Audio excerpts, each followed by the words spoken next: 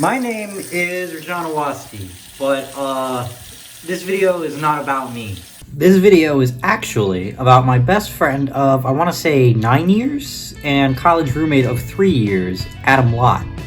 Adam is a man of many faces. He played saxophone in high school band, he's a public relations major, but most of all, he's an avid fan of what you and I would probably call sports. And with that, he is a member of a sports folk group called the Organ Donors. They are called the Organ Donors because of this line in one of the great American movies, Moneyball. And now we've been gutted, organ donors for the rich. And they get together all the time and text even more than that in their group chat about baseball, basketball, football, etc. So as someone who knows very little about sports, I thought it would be interesting to interview Adam about this culture and this folk group that I know nothing about. Here are my findings. Enjoy. During the interview, Adam told us about the Organ Donors' many traditions and rituals. One particularly interesting example is the Jersey Exchange. Okay, and what do you guys do? Like, what is your thing? Like, why are you guys a group? Well, we talk sports, and the group chat is mainly for distributing and choosing who will buy the next person's jersey. So we do this thing where we pick names out of a hat, and we buy your person, a Secret Santa style, a jersey without their knowledge, and then we get together and then we present it at the end. Okay, that's pretty cool. Wow, John, that really is cool. Great analysis. Later in the interview, Adam discussed what this tradition means to the group. I think the group loves the jersey swap, and I love the jersey swap. I think it is a means of buying cheap jerseys from China, because that's where we get them. It's a means of buying cheap jerseys from China and getting jerseys of people no one would ever think of getting a jersey of because they're so expensive.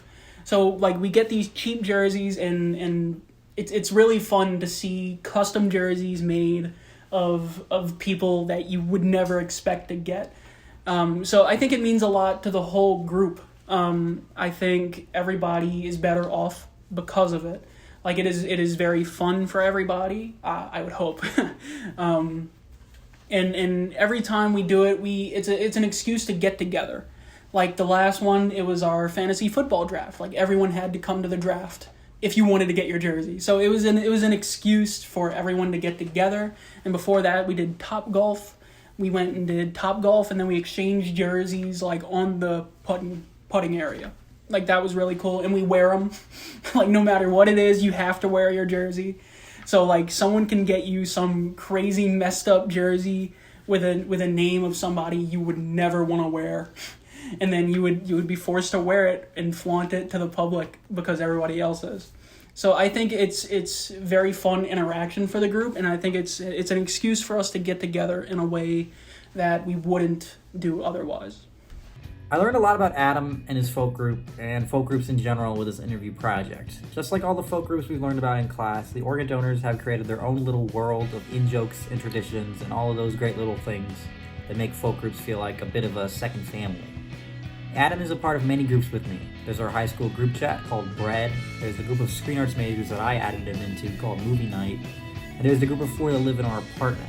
But all these groups give him very limited room to talk about his number one interest, sports. It's a strange anomaly that him and I have stayed friends for so long, considering how different we are, and doing this project has honestly made me realize how much of our time together is spent talking about my dumb interests that we can find common ground in. All jokes aside, I do like some sports stuff. I love The Last Dance, I root for the Yankees every year, R.I.P. I have fun with the World Cup. If I really wanted to, I could be a much better sports friend to Adam than I am right now. Until then, I'm glad Adam has his group where he can let out his true passion. I love you, buddy. You're the best. So, to review, Adam's Organ Donors folk group participates in material and customary folklore through their Jersey Exchange and verbal folklore through their back and forth messages on Snapchat. The group was created through their shared interest in sports, and though they've only been around for a short period of time, they already have a relatively huge amount of shared stories, traditions, and rituals, even if they don't know about it. In terms of the interview process, it was definitely a little awkward at first. I was a reporter at Tiger TV for one semester, so I thought I had some journalistic chops in me, but this interview proved otherwise. I went in there with a bunch of great questions and was ready to annihilate this gosh darn crap, but I finished everything I had planned after like 5 minutes. I had to do this interview in 2 takes after getting advice from my roommate and folklore class alumni, Nick Saya. So Nick, how did I do on the interview the first time around? You did pretty alright. You kind of ended in like 8 minutes, and I had to give you some more questions to do. So yeah, I was there to give you kind of be a more guiding hand, because I've done this project before, and kind of what you definitely needed and what you could have avoided, and to get all the way. But it came out good by the end, and Adam and I both learned a lot more about folklore and the ways that we use it every day. Thanks for watching. Please clap.